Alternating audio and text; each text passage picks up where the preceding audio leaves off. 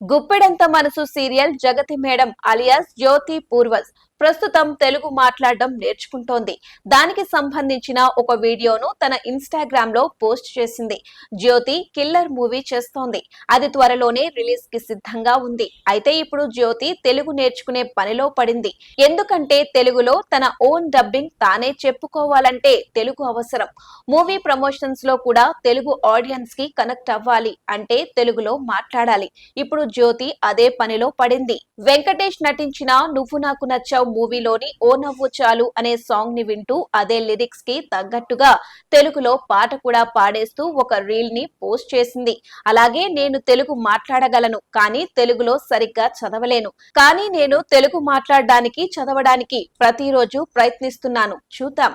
అందుకే నేను తెలుగు పాటల లిరిక్స్ ని అలాగే ప్రాక్టీస్ చేస్తూ తెలుగు నేర్చుకోవడానికి ప్రయత్నిస్తున్నాను అంటూ చెప్పింది. జ్యోతి తెలుగు నేర్చుకోవడం చూసిన నెటిజన్స్ మెసేజెస్ చేస్తున్నారు. సూపర్, మీరు వెంకటేష్ గారితో హీరోయిన్ గా చేయాలి, ఆల్ ది బెస్ట్, బాగా పాడుతున్నారు, మంచి గొంతు, మరో గ్రేట్ సింగర్ రాబోతోంది, మీ భాష కాకపోయినా బాగా పాడుతున్నారు, ఈ ప్రపంచంలోనే అందమైన అమ్మాయి, వెంకీ మామ మీరు ఒక స్క్రీన్ లో బాగుంటుంది, తెలుగు ఇండస్ట్రీలో నెక్స్ట్ బిగ్ హీరోయిన్ అంటూ ఆమెను ఎంకరేజ్ చేస్తున్నారు.